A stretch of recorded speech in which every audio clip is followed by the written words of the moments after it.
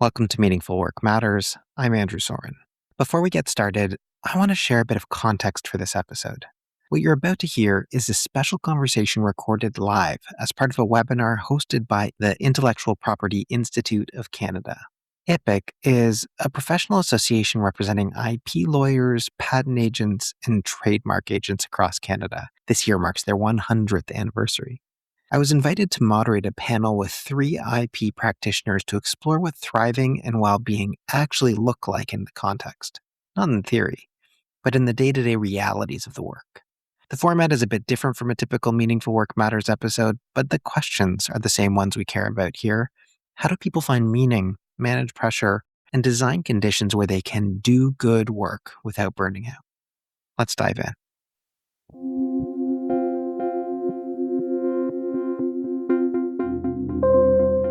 Welcome to the Meaningful Work Matters podcast. I'm your host, Andrew Soren, founder of Eudaimonic by Design.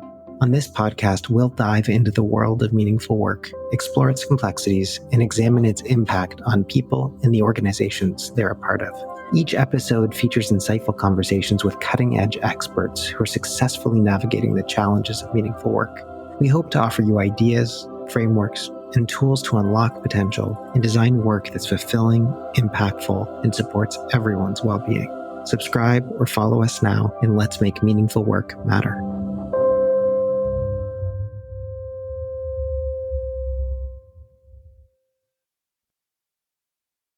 Hello, everyone.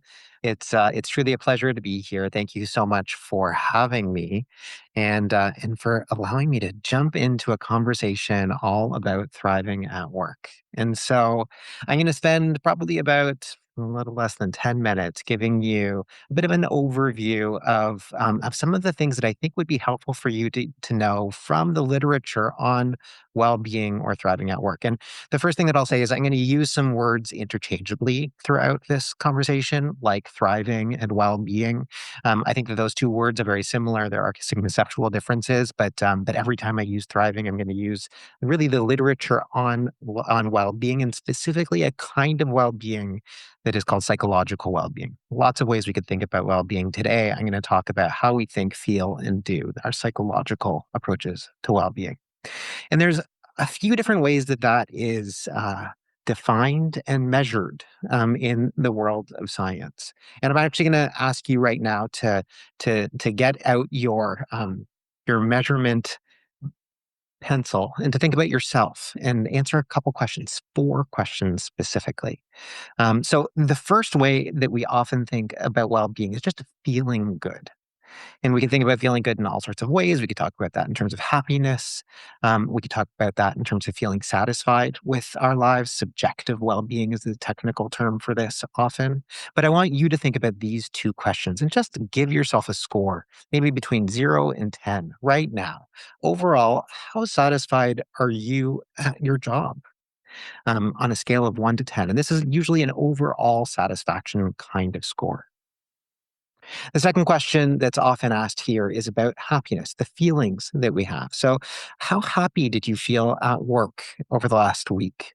And maybe that was different this week, especially maybe coming back from holidays. Maybe it's pretty emblematic of how you're feeling in general.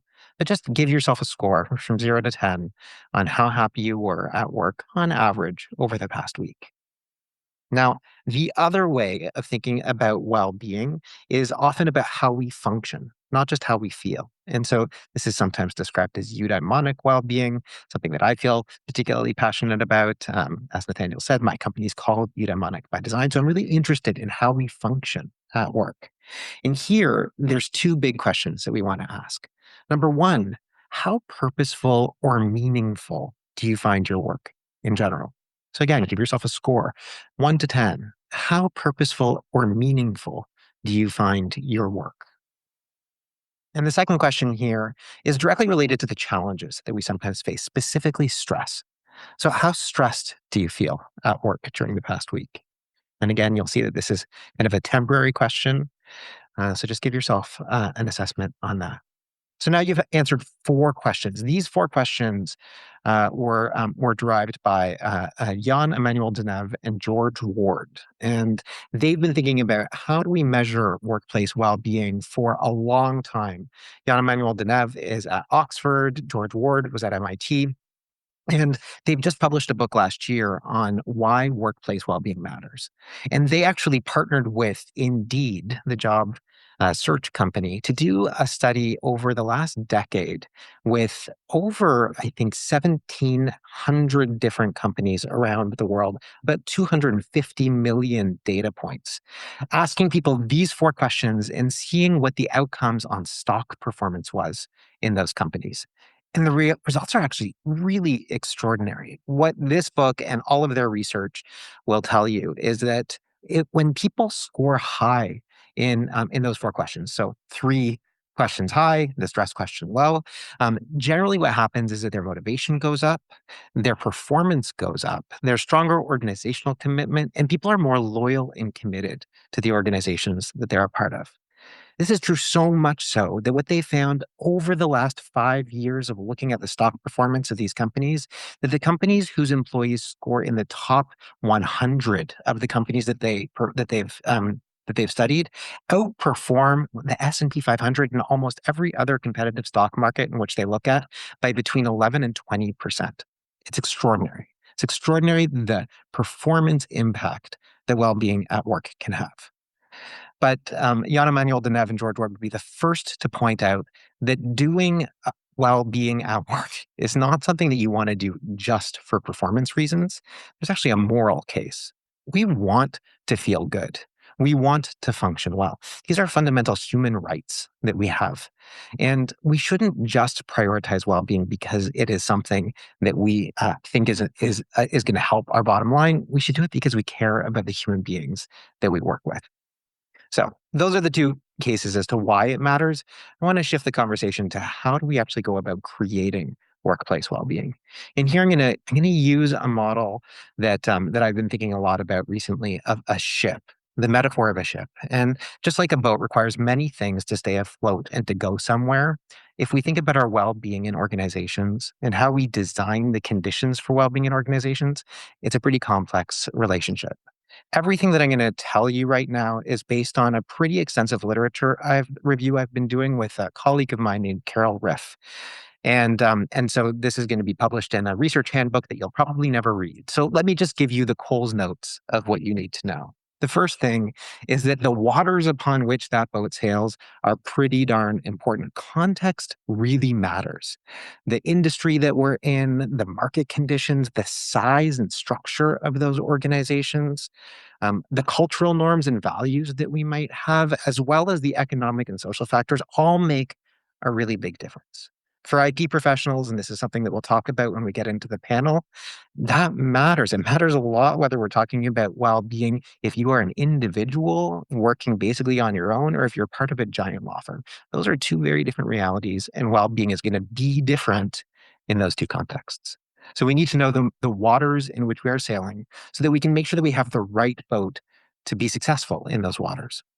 Then we need something to actually sit in. So this is the hull of the boat.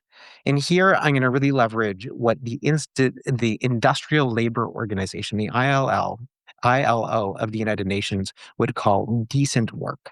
And decent work is basically what keeps us afloat. It's things like fair compensation and job security. It's things like making sure that we have a safe and healthy work environment and making sure that we are fundamentally being treated as human beings and not just widgets or resources. These are all things that we need as foundations so that well-being can actually be possible. But it's not just enough to have a hull of a boat. We need to ultimately have sails. And so sails are ultimately the kind of psychological resources that we need to be able to experience well-being. And these are the things that ultimately propel us forward. These are the things that are able to catch the wind and move us somewhere. And they're things like having a sense of meaning and purpose, having a sense of autonomy where I get to choose how I operate in a system, having self-awareness of my strengths and also my weaknesses, having positive relationships with colleagues, with stakeholders, Having a sense of environmental mastery, which is a fancy way of talking about just a sense of control over my environment, and feeling that we are constantly in contexts where we are learning, growing, and developing. These six dimensions are what are known as psychological well being. This is the work of a woman named Carol Riff, who I said I'm getting to do a lot of work with these days. And this is probably the dominant way for the past 40 years or so that the psychological well being has been measured through these six dimensions. We'll get into more of these throughout this conversation today. But sails need to be attached to something. And in this case, they are attached to the masts of our boat. And that looks like how are jobs actually designed? How is the organizational structured? And here we need things like clear goals and success metrics for us to be successful. We need to make sure that we're looking at the things that we're actually doing and making sure that those things have the right kind of variety and challenge associated with them. We need to make sure that the work itself does feel meaningful, that there's some element of contribution to our work. And if positive relationships are important, then we need to think about all of the stakeholders who we are interacting with and try to build those things into the way that we actually design jobs from the beginning. That will help us a lot if we have any chance of well being. But those aren't the only things. We also need leadership. Like any boat going somewhere, it needs a captain. Same thing with the well being in our organizations. We ultimately need leaders to create the container, to create a climate for well being. And there's been a lot of research as to what those kind of leadership behaviors and capabilities are. But they boil down to some pretty obvious but very fundamental things. Like, number one, role modeling the right kind of values. They also come down to things like demonstrating that you care about other human beings, which sounds pretty simple, but in reality can be pretty darn hard. Building a climate of psychological safety, which is a fancy way of just articulating that you are creating a space where people can feel like they speak up. And then providing what's called autonomy support. I said that autonomy is really important. People want to generally feel empowered, but you have to provide a lot of support as a manager to help someone feel empowered, to help someone have autonomy. Those are the kind of skills and capabilities that the evidence suggests are really important for leaders. But it's not just enough to have a leader, the whole entire group needs to work together. So there's social contracts that are really important in how we work because really well being is everyone's job. So we want to create a social contract that gives people a sense of voice and choice and making sure that we are creating systems where people can be involved in how decisions are made. They have a sense of communication, there's growth opportunities at work. We have rituals of recognition and work life harmony, fundamental organizational justice practices in our organization. These are all the kinds of cultural things that we need in place in our organizations for well being to really not just be something that we say is important, but something that actually becomes important. And then the last part of this model is the destination. We need a North Star. And the North Star really does matter. A sense of shared purpose really does change the way that an organization chooses to work and prioritize well being. And it's a reality that profit is going to be important there. If our organizations aren't profitable, they're not going to continue to exist. And we can't provide people with that hull of decency. And yet, profit can't be the only thing. We know that people and planet kind of goals are things that will inspire people, well, things that will give folks a sense of motivation that is core to what that sense of meaning and purpose at work is all about. So that's the metaphor. It's complex. And maybe that's the whole point, right? This is a journey that actually never ends. And the whole boat really matters here. It's a complex reality to design the conditions of well-being, but that complexity is actually part of the point. It requires us having to think of well-being like a system in the organizations that we're a part of. And it really requires strong leadership and buy-in for us to be able to make it happen. So let me shift our focus now into the panel. I said that leadership's important. So I'm actually going to start with the person who's maybe the most senior leader in the group. And so Dominic, this is going to be your first question. And the question that I want to start with you around is the waters the context that is important for IP professionals. When you think about what those waters might represent when it comes to well-being at work, what are the important things that we should just be able to name? Well, a really wide range of things. I think you said that well-being is complex. I think just the waters are complex with respect to IP. And, one of the wonderful things about being involved in IP and being part of the IP community is that there is such a range of career paths and also places where we can work. And so, I mean, you have to think about the type of work you're doing, whether you're a trademark prosecutor or agent, a patent prosecutor or agent, whether you do mostly advisory work, whether you do transactional work, whether you're a litigator. And with respect to each of those, and there are more career paths where you do it. So we do have people who are sole practitioners. There are people who work in boutiques. There are people who work in big law firms. There are people who are focused on particular industries. And, sometimes those industries are hot in Canada and lots of work is happening. And sometimes there's a patent cliff and there isn't a lot of work happening. And all of that, I think, lends to the excitement, but also the stress of what people are dealing with in their various IP communities and careers. And so, yeah, so I'd say the water is very complex, sometimes stormy, and if you're going to use the waters analogy, some people are in a lukewarm bathtub, and some people are in an ocean with a hurricane, and people will thrive. Some people will thrive better in the hurricane than in the bathtub. Some people need the bathtub, and I think from a wellness perspective, first of all, I'll say I don't think anybody has figured out well-being and thriving on a permanent basis. I think it constantly changes. And Andrew, that's effectively what you were saying when it's a journey. So it'll change at various ages and stages. Absolutely. It will change depending upon the environment.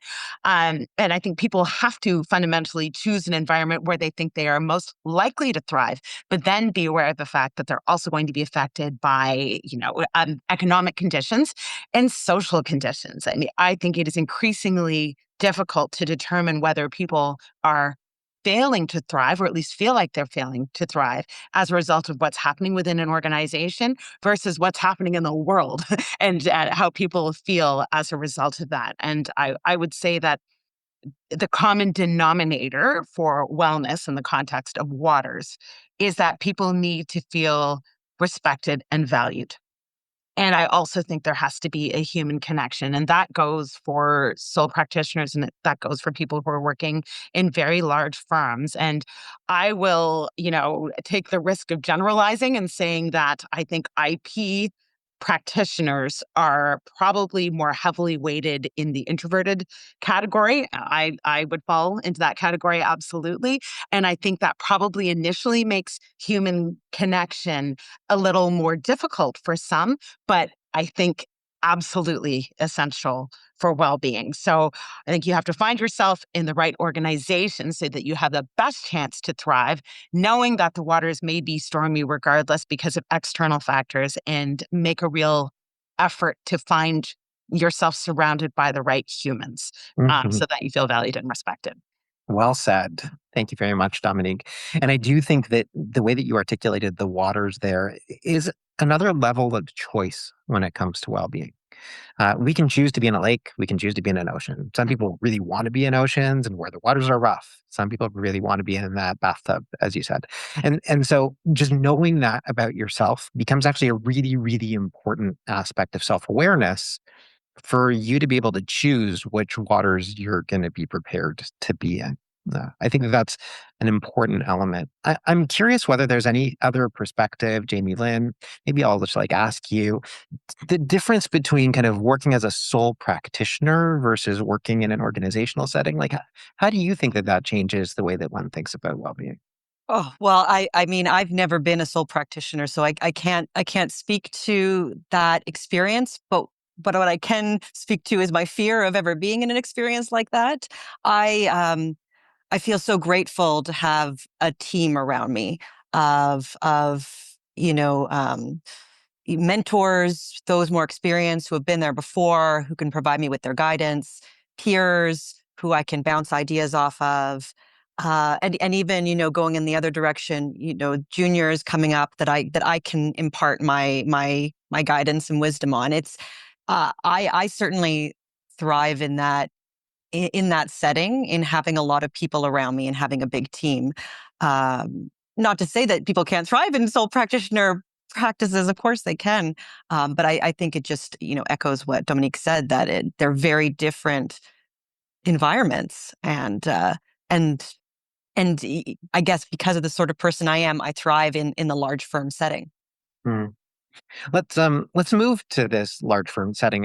Ryan, I'm going to pick on you, and maybe we'll shift the metaphor from the waters to the hulls and the sails, and start to kind of really think about, well, I guess the hull. I've heard you talk about somebody, especially as being a relatively early career professional, that you need to be, I'll use the term in it to win it, to be like successful. What does that look like, and how does that either may strengthen or potentially strain the whole of our well-being boat? Yeah, I think what we need to understand and what's important to understand from the get-go is when we think about like a phrase like "in it to win it," the "it" and "win it" is going to be very personal and very different from person to person. And I guess when I think of "it" and "win it," it's the purpose or what drives you and doing what you do. And that's, as I said, going to be very different for everybody. It could be, in an IP setting, helping early startups protect assets.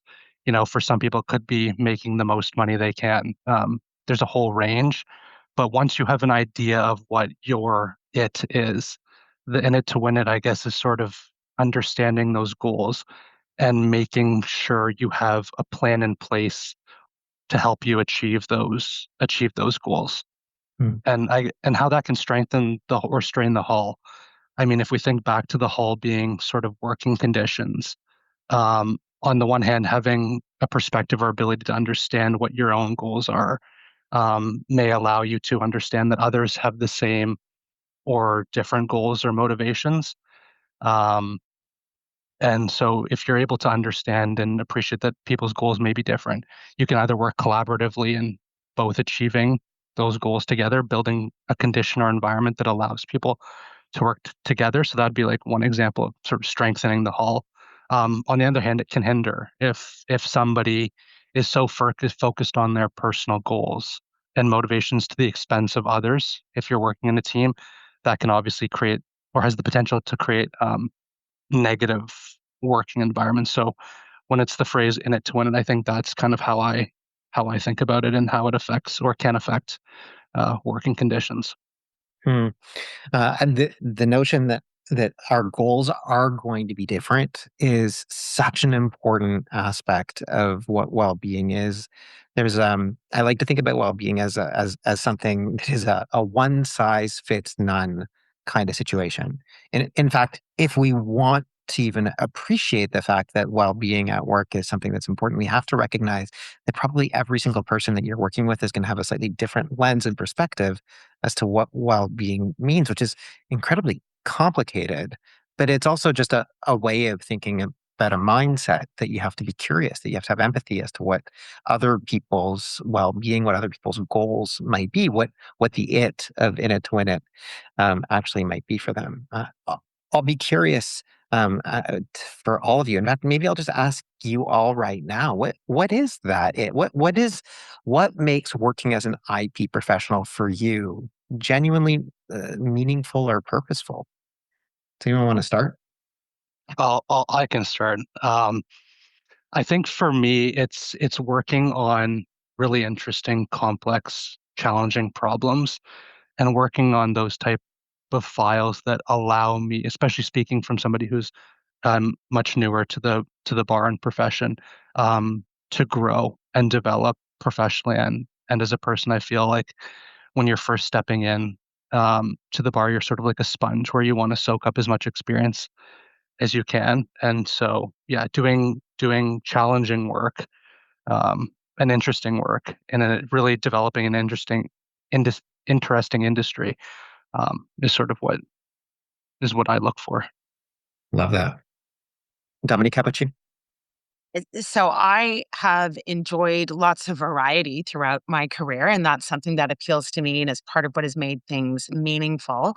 I think in the context of IP, you have the ability to develop some very specific skills and to master those skills. And back to the being respected and valued point of view, I think you cannot expect to be respected and valued within an organization or outside of it until you respect your own ability to execute. And I think that there's some real goalposts along the way in IP in particular that would allow you to do that. I think that's helpful. I mean, briefly addressing the in it to win it and the personal element of that. I think that that is an important aspect, absolutely. But I think the idea is not to win it as compared to others. I think it is actually harmful to well-being to be directly competitive with your colleagues or others who do it. So in a way, you're in it to win it together if you work on a team, and in it to win it as an industry and something that you become good at if you are not working on a team. Because I mean, as with almost everything else, the moment you look at your neighbor, except possibly for benchmarking skills, you automatically become less happy as opposed to just being introspective and determining whether you are happy and satisfied in what it is you're doing. The other thing that I think has been immensely satisfying about a career in IP is that there's a community. Like, there's IPIC, there are other organizations, there are the opportunities to connect with other people who do what you do, basically, but in a number of different areas. So that there is a real social connection and community, and you learn constantly. You learn about different subject matter. You learn about different businesses. You get a real sense of how the world works through the intellectual property that is developed, not by us, but by others who we help. And I think it's a real privilege to be in an area of the profession when you are learning not just the law, but actually learning the facts and what it is other people do and how our world is continuing to innovate. Hmm. Dominic, I'm gonna stick with you for a second and ask, like, just as you think about the scope and shape of your career, what do you think the thing that's changed the most about a potential sale of well-being? Something that really has helped feed your well-being when you were early versus where you are now in your career? So I would say early it was skills based, and I was absolutely a people pleaser. I'm not so sure how much that has changed, but I really wanted to impress my immediate work providers, and there was less direct client contact. And then there was more client contact, and I wanted to impress with work product. And increasingly, I've wanted to impress with strategy and oversight and polishing work product. And I have gained more and more satisfaction from the success of people who I have mentored over time and from the success of the team as a whole. So that has continued to change and evolve. And you do have to be able to separate yourself and your personal input as your input, frankly, becomes less and less immediately valuable except in an oversight capacity, and see the success of the team being part of your success. So that has been, and I mean, and learn to really derive genuine pleasure from that and feel valued from within that. So that has changed over time, and I think that's a good growth trajectory. That's something that has worked for me personally. Mm. I think that speaks so much to the thing about leadership. Often people get promoted in organizations because they're really good at what they do, but not necessarily because they have a great passion for leading others. So becomes like a growth momentum throughout your career to try to figure out, how do I find the meaning and purpose of leading others as opposed to just being an extraordinary sole contributor in this context and a technical expert. Jamie Lynn, I'm going to go to you, and I'll start with a bigger question around purpose. What for you gives your job a sense of meaning and purpose? Well, on the trademark side of things, I think what first captured my imagination and drew me into this career was how I could see the direct result of my work just out in the real world, walking around. I am the average consumer, and so I just working on a file and then seeing it out there on the world on TV or in a store. It really it felt like, oh, what I'm doing, it's not just academic. This is real. This has impact. And so that that has really been a driving factor in my career since the beginning. Yeah.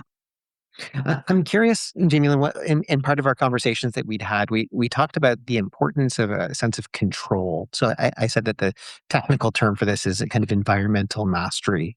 What's that looked like for you in your career? Oh, well, I mean, if it was up to me, I'd control everything. And so when you introduce the concept of environmental mastery, uh, that really resonated with me because I'm probably not alone in the IP profession of being a bit of a control freak, someone who wants to be able to control everything. But as I've grown in my career, I've realized that there are things that I can control fully. There are things that I can control aspects of, and there's things that are completely outside of my control. And so, just as an example, I can't control what systems my firm uses, but I can control how much I learn them and develop efficiencies so that when I start my day, I can see what needs to be done in my systems. I can set up my virtual environment in a way which is most efficient, so that when something I can't control, like an emergency email, pops on my desk, I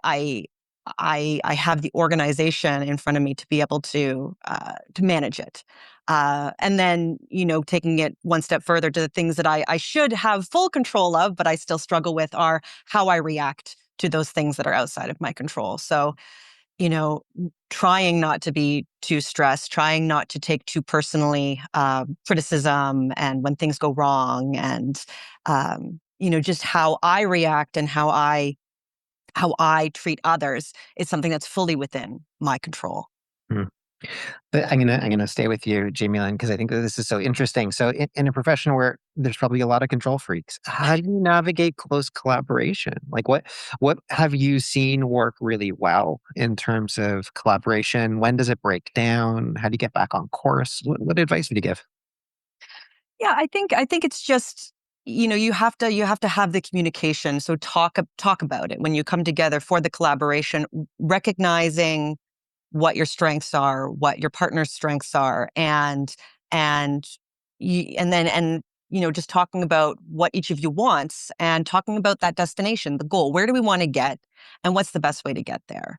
And so while each of us might want to control the whole process, I think that having that conversation, we can realize that we can cede control to the other person or to another team member, and it's probably for the benefit of the whole team. There's, I think, something that I have learned over the years, decades now that I've focused on well-being in organizations, and it's the relationship between well-being and difficult conversations. And you don't necessarily think that, if you're getting into the business of well-being, you're going to be getting into the business of like how do you navigate difficult conversations. But the reality is that this stuff is hard. And it comes back to the fact that one size fits none. We all have different goals, as Ryan, you were saying. We all have different priorities. We all have different aspirations. We all have different perspectives. Unless we figure out how to talk about those things and talk about them well and potentially sit in discomfort around talking about those things, it can be really challenging. And so I think that sometimes we talk about creating safe spaces in organizations. I actually think that we need brave spaces, or maybe even better yet, accountable spaces where we can talk to people about the hard things for the sake of being able to have everyone experience more well-being in different contexts. And Dominique, maybe I'll throw it to you and like segue that into like how do you manage maybe different kind of difficult conversations that you need to have. I mean, you alluded to this earlier that like some people it's easier than others, but some people have different goals that make it complex. So, like, I've heard you talk about, in your organization, you aspire to have a no jerks rule. How do you navigate that? Like, how do you actually balance individual performance, which I would imagine is often what's at stake for the people who are really goal driven and goal oriented from a performance perspective with collective well being? So I actually don't think they're at odds with each other, but I think a lot of people feel like they're at odds with each other. And again, I obviously lean toward a team-based approach for lots of reasons, mostly professional, also personal. And I think that the people who are super goal-oriented and in it for themselves may not be able to see their way toward a pattern of well-being, because some people are just built that way. And if they're not there for the collective good, um, they probably well-being can never be built around those people. But far more often, I found that those who are jerks are not, as Jamie Lynn had suggested, in control of how they react to situations, have not been upfront and honest with the people they're working with, and to say, if I'm giving you criticism, constructive criticism, or negative feedback, it's actually because I care and I think you can do better. Because the people who I think are hopeless, I don't talk to at all. I just move on, right? That's usually what happens. So this criticism is often a form of caring. It is often not experienced that way by, let's say, perfectionist introverts. A lot of us in that profession.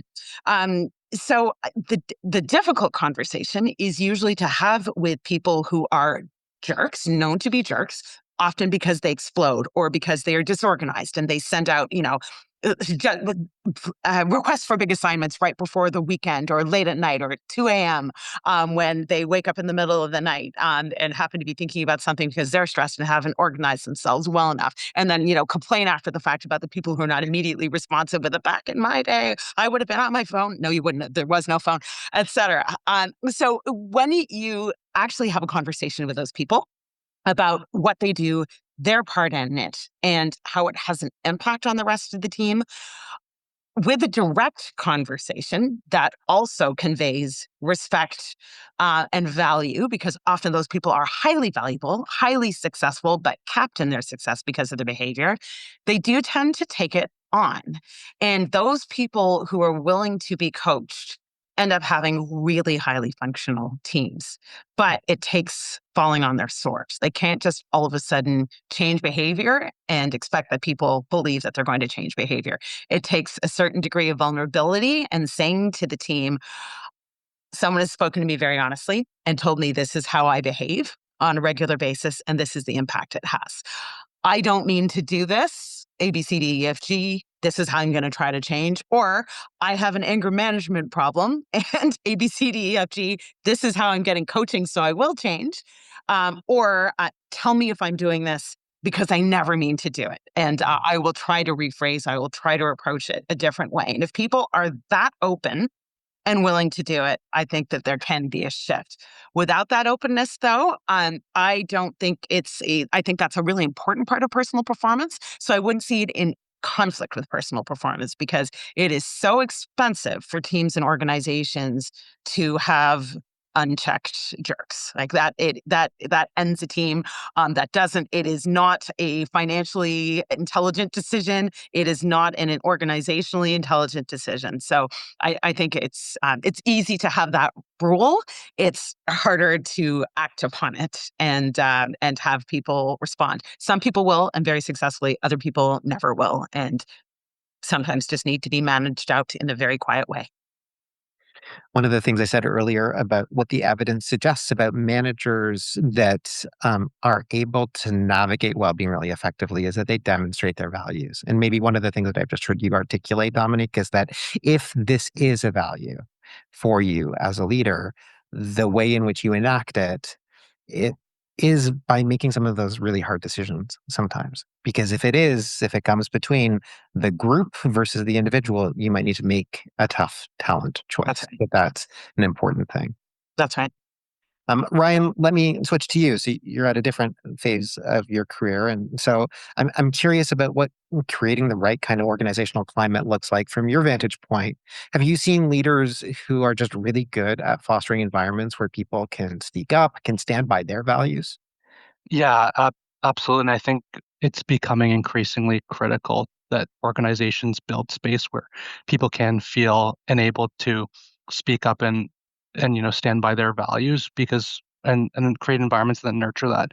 Because frankly, in an area where there can be movement laterally, if you don't create something that fosters that, and sort of to what Dominique said, you're at the risk of losing talent that you've invested in training up. But in saying that, and in fostering environments where people can feel the need, like feel free to speak up and stand by their values, I think there is an important distinction between being heard and the ability to speak up versus speaking up and expecting people to agree with what you say. That's a very important distinction.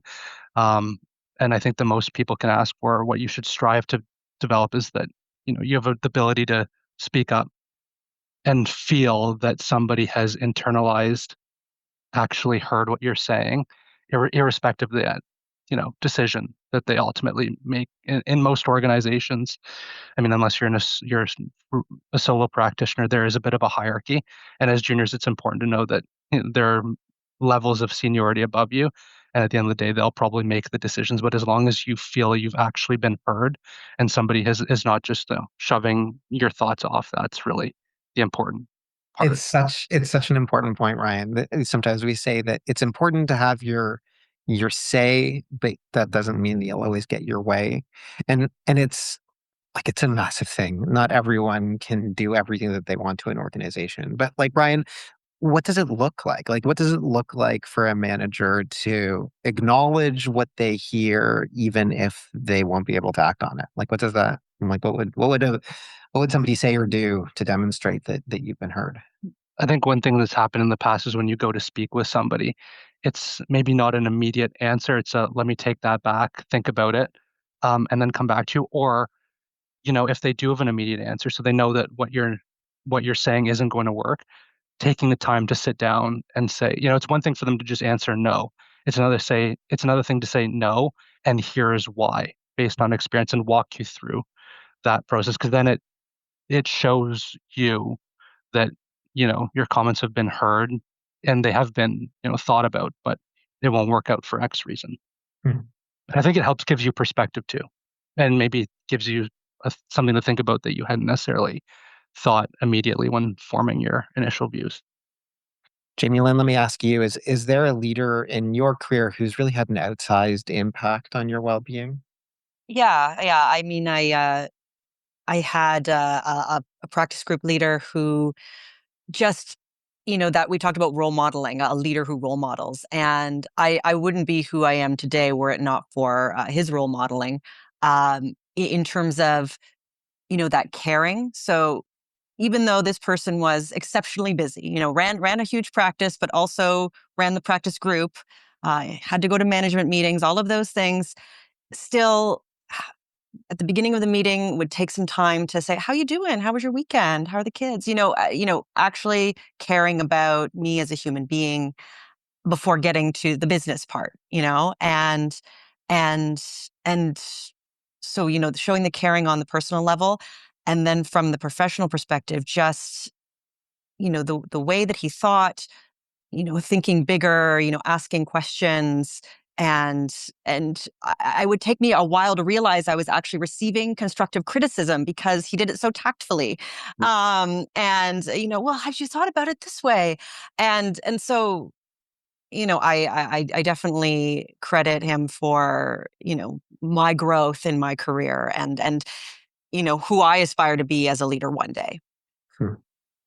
Um, if someone's attitude is preventing them from seeing what is positive in the workplace, let's say they're just like negative Nelly, to use the expression that's sometimes used, what do we do with that? I have a perspective, but does anybody on the panel feel like they have a response to that?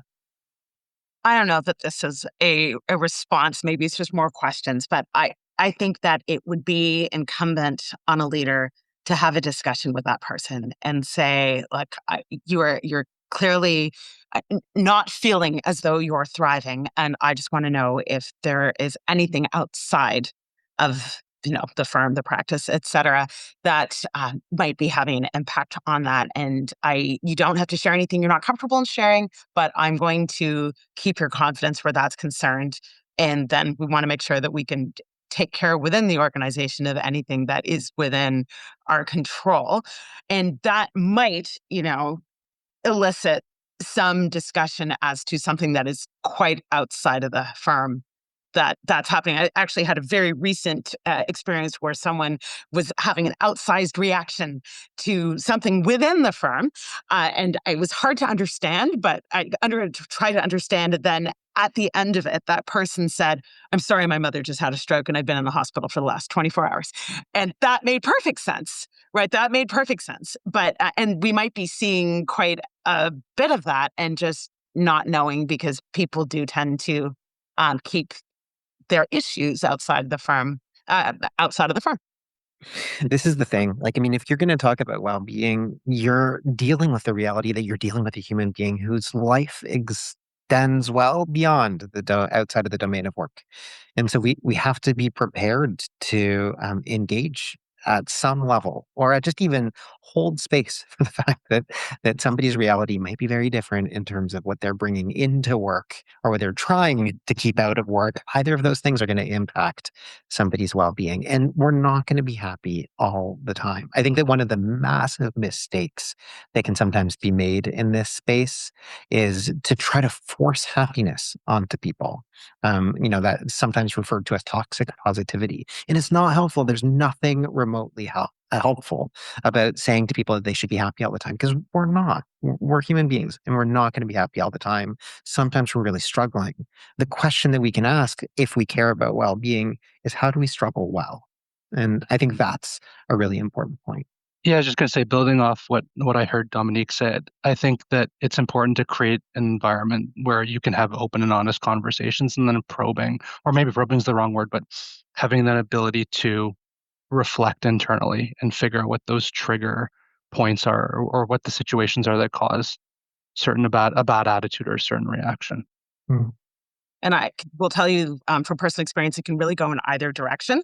I think I hit it reasonably well, but I was not happy for a single day last year because my husband died in January and I had a series of trials. And I had a spectacular team that understood exactly what I was going through and gave me space. Didn't have me talking about these things if I didn't want to, but knew that I was finding a ton of comfort in diving into work and, letting me do whatever I wanted to do, picking up the pieces for things I didn't want to do. And it was seamless and wonderful. And I will be grateful for that for the rest of my life. Absolutely. And I think I learned from it and hope that I can pass that on when others go through difficult situations. It comes back to the fact that, like, well-being's a team sport. We need other people for our well-being. Sometimes other people are hell for our well-being, but the reality is that most of us need other people, and we just, even if it's about that empathy and compassion and just hey, we're going to rally behind you through this difficult time so you can struggle well. God, there's kind of no better gift, and it probably makes you incredibly loyal to that group of people as well. Sometimes having this conversation about well-being can feel like, in Graham's words, sorry to put Graham your name out there, but hippy dippy. Like, how do we talk about this stuff in a way that people will take seriously? And hopefully, all of you feel that the way we've talked about it today is serious business. But do any of you have a perspective about how you can talk about this in a serious way?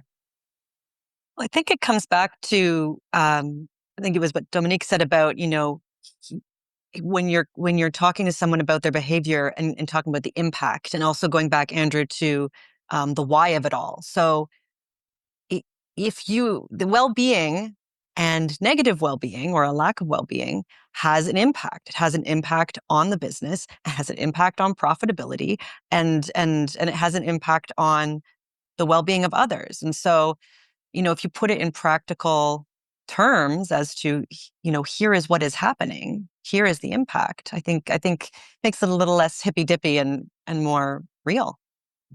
I will.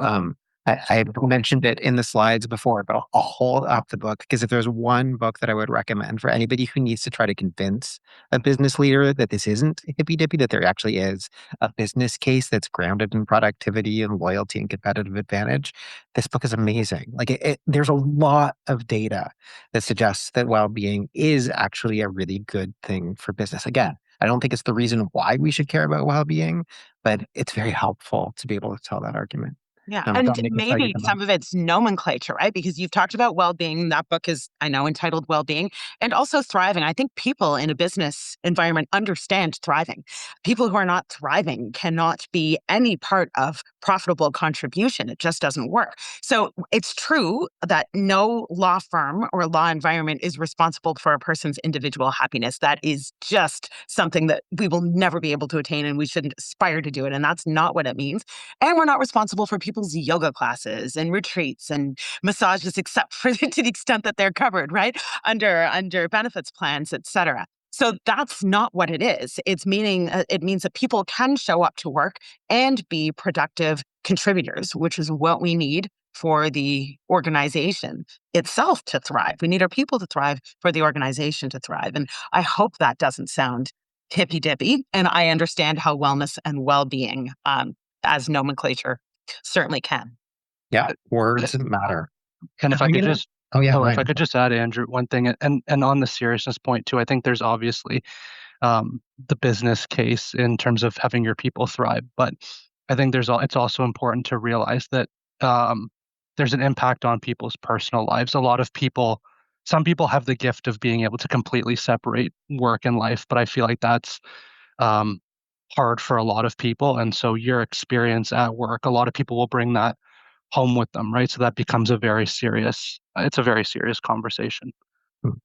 So here's my question. There's a lot of research that says that when it comes to well-being, a lot of it is ordinary magic. What that basically means is that it's like that most of us know what it takes to have well-being in our lives and in our work.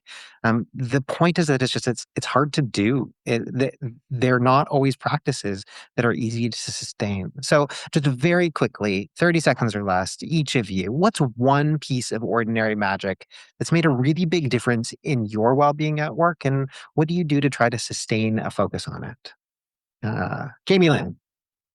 I think I think in another sense, rather than my own well-being, I think I'm trying to pass on well-being to others in my ordinary little way by just every time I ask for something or respond to something, I thank the person. And it's not just a thanks for this, but actually, thanking them for what they have done, acknowledging, recognizing their contribution to this little part, this little piece. Because it's just so easy to just take the email and move it along and not actually acknowledge or even just say, got it, thanks, but just kind of acknowledging the part that everyone on the team plays. I hope it makes their well-being better, and I guess it makes me feel like I'm doing something good. Dominique, how about you? Well, first, I'd like to say that I think Jamie Lynn's example was fantastic and probably one of the most important steps that can be taken and all too easy to forget in day-to-day work. And I'm going to give you, I guess, two examples. One is probably kind of off topic, but I think it's important for people to understand in their daily lives what gives them well-being and that they make sure that happens even when work gets busy. And this is the off-topic thing. For me, I know if I don't have a good hard workout twice a week, that has a massive impact on my well-being, on how I receive messages, how I give messages, how I can, withstand stress. And there's never an absence of stress, ever. So that's one thing. And the other thing I think is developing trusting relationships inside the firm and outside of the firm. And you cannot get trust without giving trust. So I am trying to share more when I can so people have more insight into, what day-to-day life is like without trauma dumping. Beautiful. Ryan, you get the last word. I think for me, it would be under the umbrella of reflection, first understanding what gives you well-being, and then setting up time and space to constantly reflect and make sure that you're still doing the things. Like, does the plan need to change? Do you have structures in place where you're able to, constantly do the things that give you well-being? Beautiful. I am so inspired by the three of your wisdom. What you have shared today is just so incredibly helpful. Like it's tactical and it's practical and it's useful, and all of us can take that wisdom to heart.